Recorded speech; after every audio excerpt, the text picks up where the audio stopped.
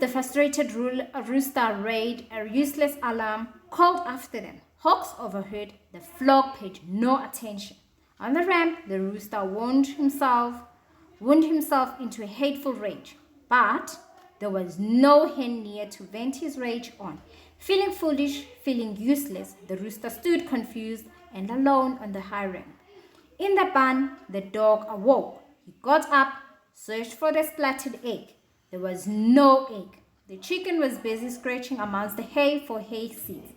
The dog ran to the loosened board in the wall and plunged down. The crash of the dog alarmed the lone rooster on the top of the ramp. With a hoarse quack, he flew down from the ramp and ran towards his scattered flock in the field. Alone in the barnyard, the hungry dog searched for grain kernels. There was nothing to be found. In the hen house, a chicken crackled. The dog trotted to the basement of the hay barn as if the crackling had made him hopeful that the imprisoned white hen might have laid an egg for him. Under the hay loader, in the tuft of the hay that had fallen down from the trap door, a chicken had made a nest.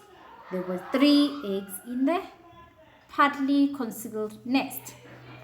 The dog picked up an egg, his teeth closed on. The egg crushed and it splattered in his mouth. Its sweetness oozed over his tongue. The tip of the dog's tail waved gratefully. He reached for the second egg. In the field, the rooster rolled out a hawk warning. The warning shut itself off abruptly as the rooster himself ducked into a clump of reeds. This time, the warning was real. The hens in the field sensed it. Now there was no hysteria, no panic, no flight. All over the field, the hens became flattened white lumps frozen into the motionless under the grass tuft or the weed clump. Overhead, a hawk flew low, looking on the field with the brazen, bold eyes. Suddenly, the hawk chose to fly on, sailed high, flew away in the busy swiftness, and was gone from the sky. The rooster stood up. He called to his hens, threatening, oathing, and commanding. They all ran flat-tailed through the grass towards home and safety of the barnyard. The rooster drove them on with his warnings and orders. Behind the rooster, far behind him, from the looming brush edge of the swamp, came a shrill crackling. It went on and on. The little hen had laid an egg in the secret, hidden nest under the willow. Now they crackled and crackled, shrill tramp beyond the tree. The rooster wailed, rolled on his alarm calls to her. He croaked, he called, and he ordered. The little hen did not listen. She ran back and forth, crackling the magnificent event of the egg up in the sky. A blue bird flew over the field, reminding the rooster of the hawk dangers again. In the field, all the scuffling flock stopped at the familiar homely sounds of the little hen's crackling.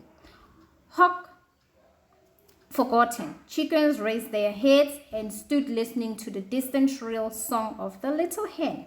They started back into the field. The rooster warned dearly of the bluebird. No one believed him. No one paid any attention.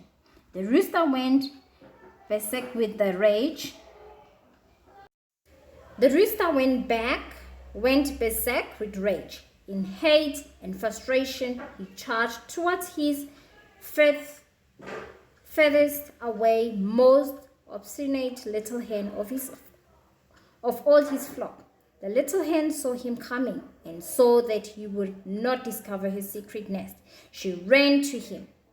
But when she reached him, the rooster knocked her down, thrashed her unmercifully, and snugged up and tied a skunk away in the deep grass.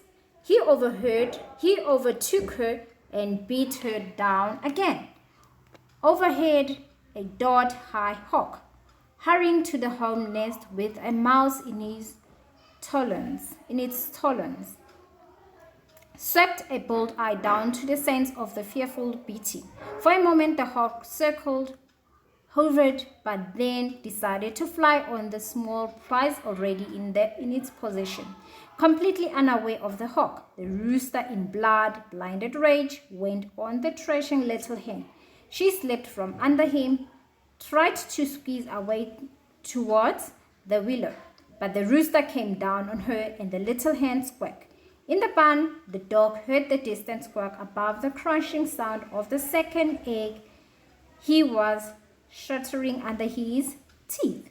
He grabbed the last egg, pulled it into his mouth.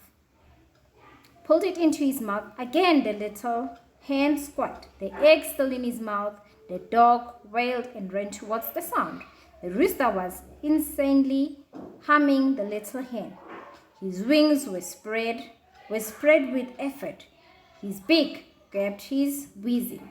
Little tiny fluff feathers clung to his sides of his bill.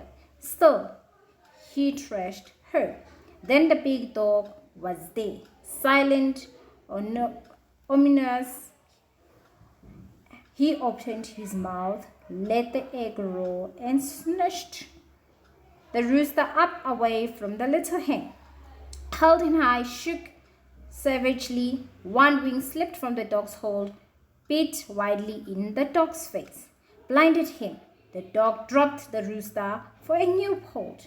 In silent terror, the rooster scuttled away, flew up and bolted up towards the faraway safety of the hen house and the barn. But he had to land after his desperate short flight. And when he was tumbled down, the dog was there. The hapless rooster flew up again, stumbled down, and ran with less wing, pumping panic before the silent dog. Always the dog was under or behind him.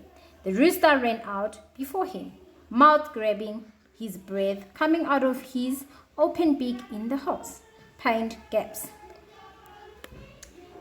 He somehow forced himself up into the last short flight, but then he couldn't hardly raise himself above the weeds stalks. At last, the rooster felt this familiar pack around the barnyard. He stumbled towards the ramp. The ramp was crowded with chickens.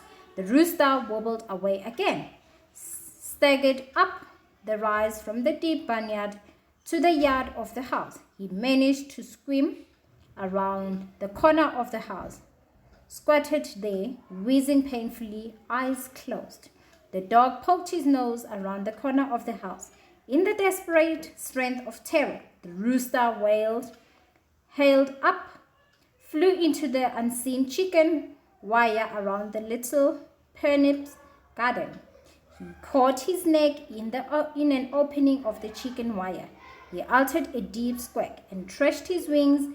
Hang still, the dog came trotting up. He reared up, leaned against the fencing, and sniffed at the dead rooster. Then to his ears came the first rattle of the old car down the road.